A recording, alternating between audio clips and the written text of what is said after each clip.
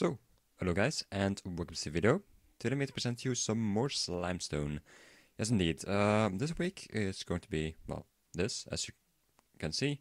Next week I have planned a full video and a short fix to the verbs, to fix some orientation dependency issue, which was actually there but I didn't think about during the earlier videos.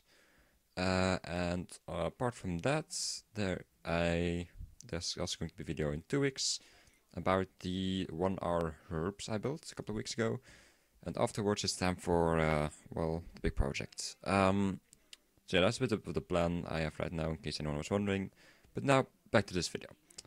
One of the issues I have with the project is that I have this, well, you could say thing, and over here you have a wall, so you can't really put stuff behind here, unfortunately, like this.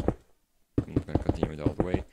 So you can't put anything behind here because you've got a wall blocking you, and well, you can put stuff on the side right here, on top, and on this side. But unfortunately, you can't put stuff over here, or at least not static stuff. The reason for this being is that later on I needed to have other flying machines fly through this same space. So if there was stuff over here, it would block the flying machines and everything would go wrong. However, that doesn't mean we can't put anything here, it just has to be mobile. So now I present you the topic of this video, mobile piston circuits, and later on also some hybrid ones, which use both a flying machine to do some triggering and some of the wiring controlling the pistons. But this is a purely mobile one, as I call it, simply because there's no static circuitry whatsoever, just the pistons themselves are being powered directly. Let me just show this in action, because probably that would be the best way to show it. Alright, so here we've got our flying machine with the engine.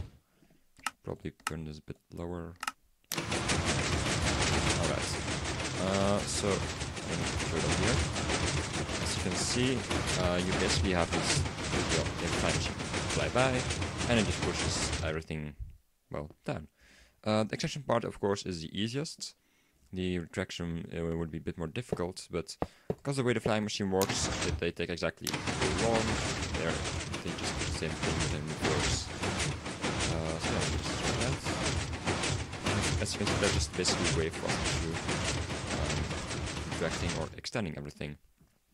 Now, the way this works is we just have a flying machine which holds 3 things, I guess.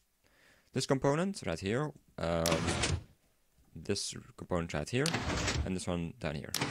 These 3 components are all butted, as you could just see.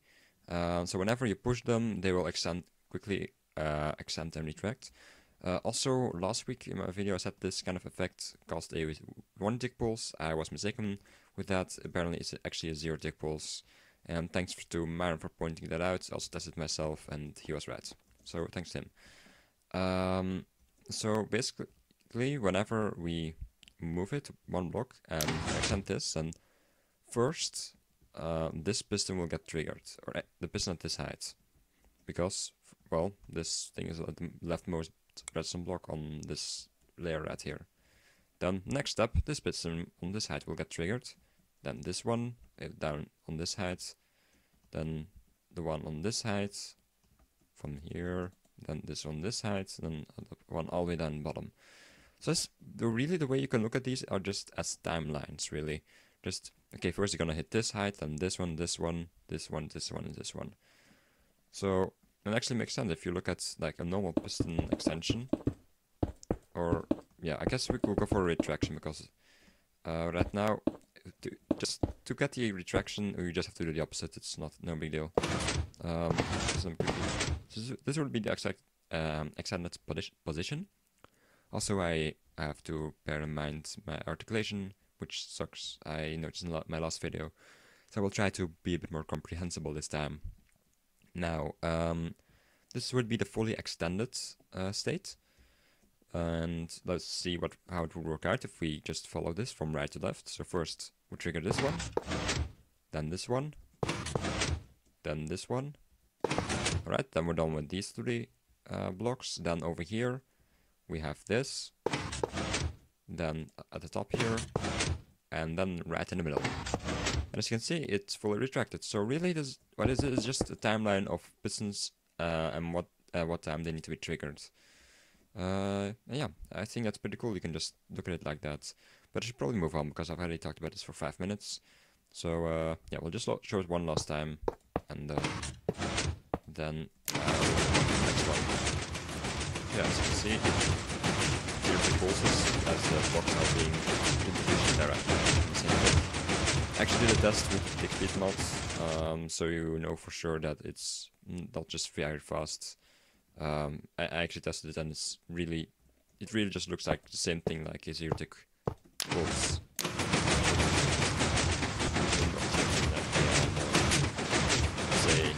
Classical zero-tick pulse. So yeah, as you can see, that worked very fine. Now, something which was a bit more difficult was this machine right here. So this is what I would like to call a single upward corner extension. And also all of this really is, it goes to this side and this side up.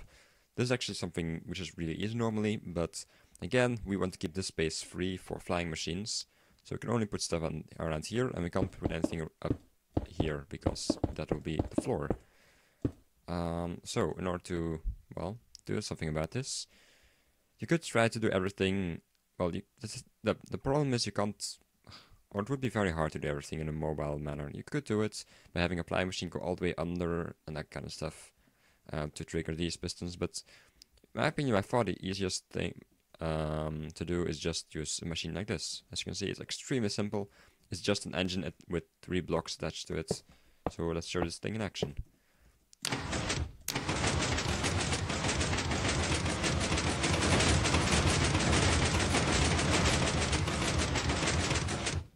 Alright, so as you can see, there's a bit of a alternating pattern right here.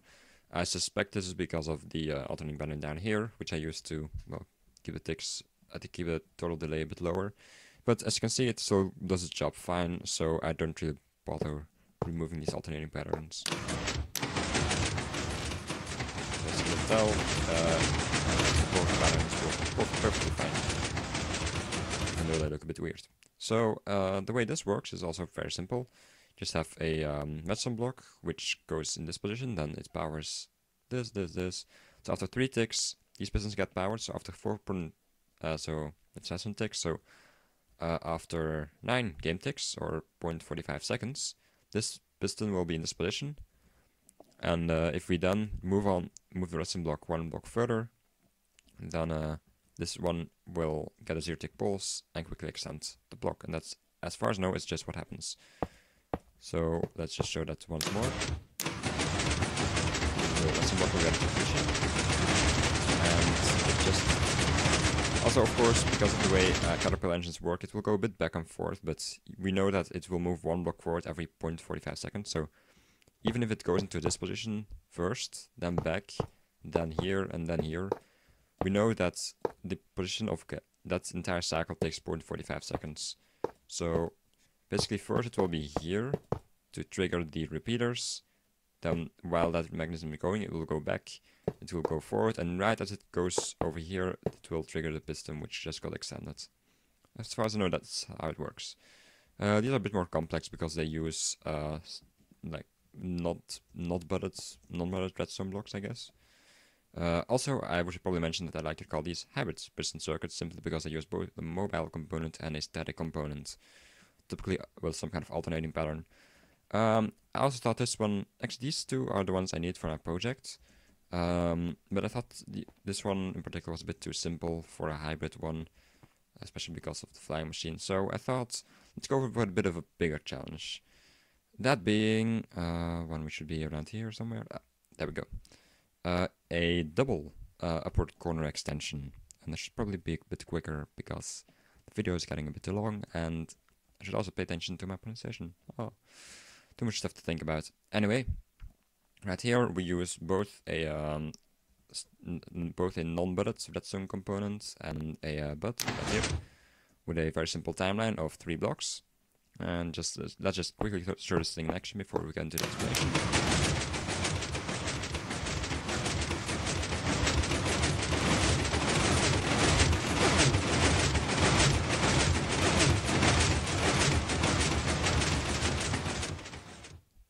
So yeah, again, alternating pattern.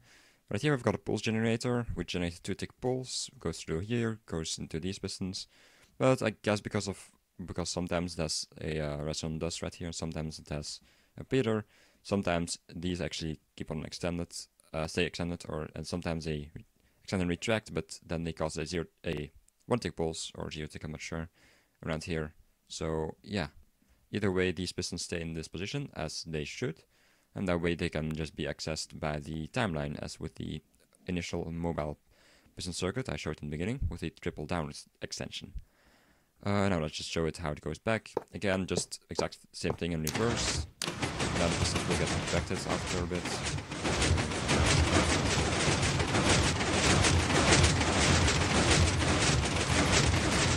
So yeah, that's that in action. Not too hard, as I said, just non-static, non-bodied redstone goes in here. Pulse generator triggers these 1 tick pulse on here. So these pistons are in position, and then just a simple timeline with 3 blocks because it's a simple double upward extender. And yeah, that's how it works. And this one I didn't need it, but I thought let's make a bit more of a challenging one for this video. So I hope you liked that. Anyway, this video is getting a bit longer than I hoped, as usual, so I'm just gonna leave it at this. These 3 mechanisms will have a schematic download down in the description in case you're interested yourself. I don't think there's anything or anyone else I should link to. You know what? I'll link to Myren because of his comment on last week's video about the 0 tick pulse. So thanks for that, Myren. And you can check his channel out in the description. He does a lot of cool slimestone stuff, especially concerning core tech. Now with that out of the way, I think it is time to take off. So thanks for watching, guys. I hope you liked the video, but even if you didn't, please leave a rating. And I hope I will see you in another video.